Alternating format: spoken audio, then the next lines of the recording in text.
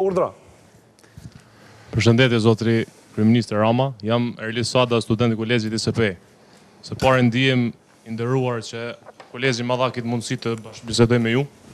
Pyetja ime përqendrohet në politikën e jashtme të Shqipërisë.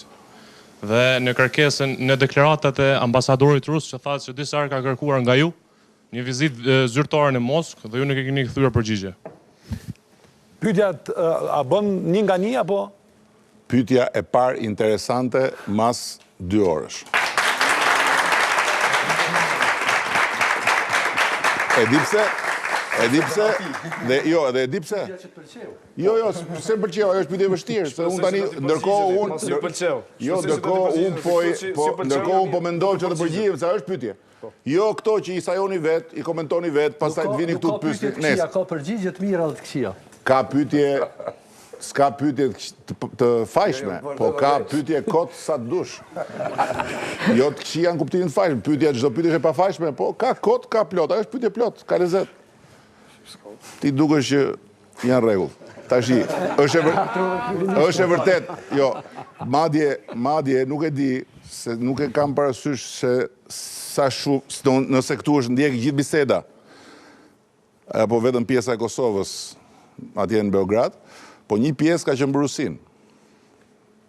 Edhe... E qita ka qenë direkt?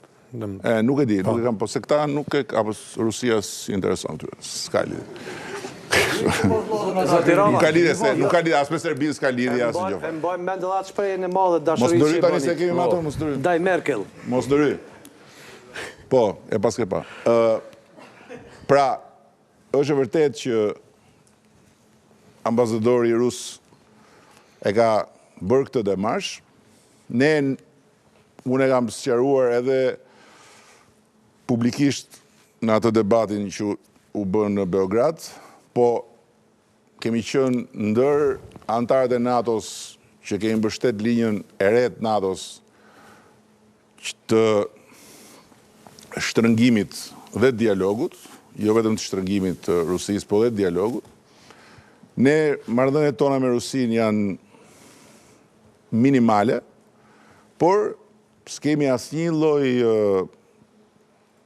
si të thush paragjykimi në kuptimin për të pas dialog dhe për të pas marrëdhënie, sepse unë besoj që në këtë botë ku jetojmë, çdo mundësi për të folë duhet shfrytzu, me këdo.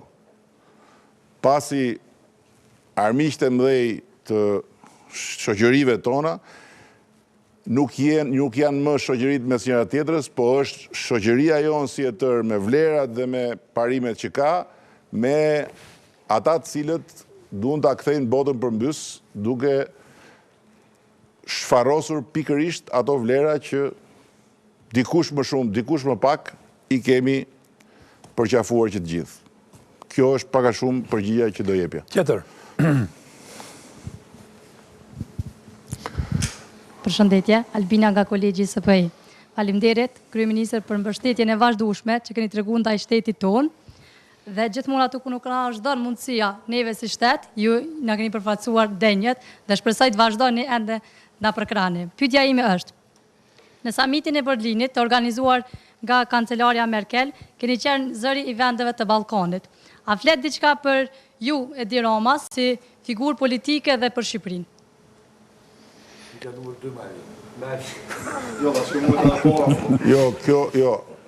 Kjo lidhet me faktin që ka rrethanat dhe historia e kësaj periudhe e ka sjellë që të çelët një proces cilin nuk e kemi çelur ne. E ka çelur kancelarja dhe në atë proces ne kemi bërë çmos që të jemi aktiv dhe ta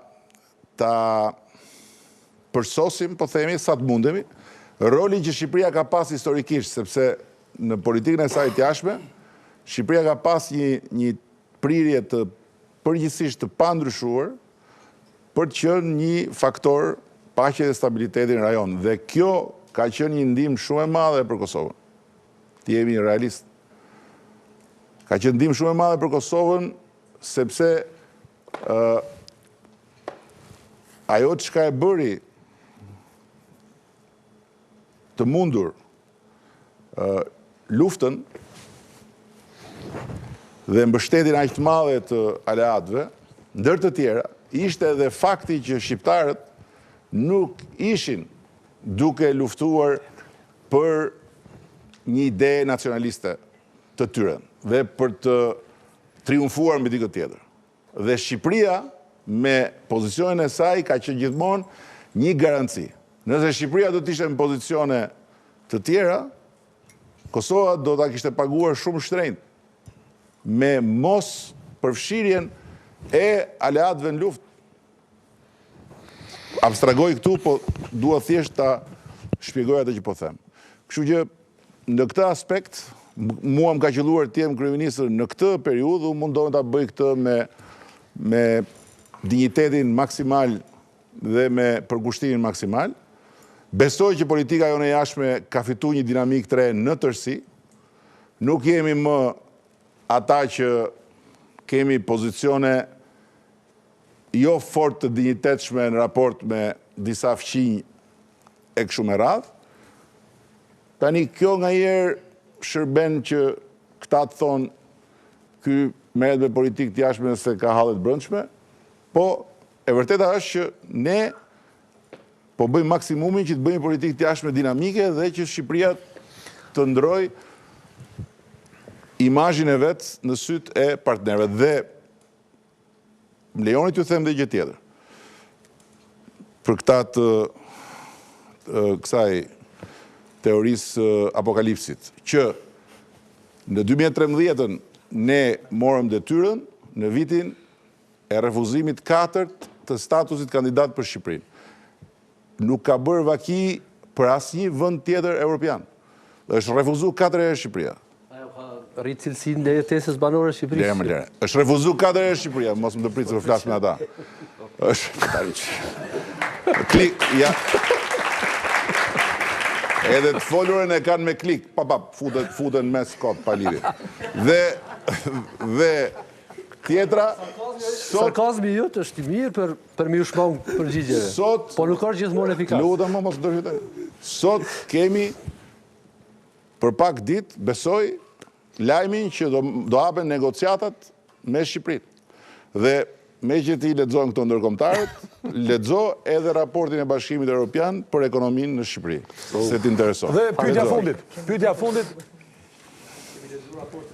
pyetja fundit, kush është? Urdhra? Përshëndetje, Kryeministri Rama. Unë quhem Ramosh Aliaj dhe jam student në kolegjin ISP-i. Mendoj që u fol mjaft për takimet e tua me Vučićin, po ajo që më intereson mua është se a ka pasur ndonjë moment kur Vučić del nga petko zyrtar dhe një realitetin në Kosovë? Ata ka pranu ty Kosovë. Ndohet. Dëgjoj, unë po të them diçka tjetër. Baton sikur të kisha bërë vetëm me këta intervistën sot do kishte qenë kryevepër. Sigur? Kryevepër.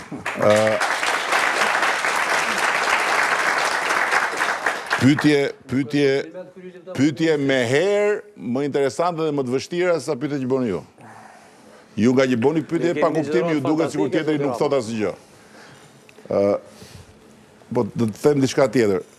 Mbasi kemi mbaruar konferencën e shtypit, herën e parë. Dhe kemi dalë, duhet të shkonim tek dreka zyrtare. Dhe ka qenë një moment shumë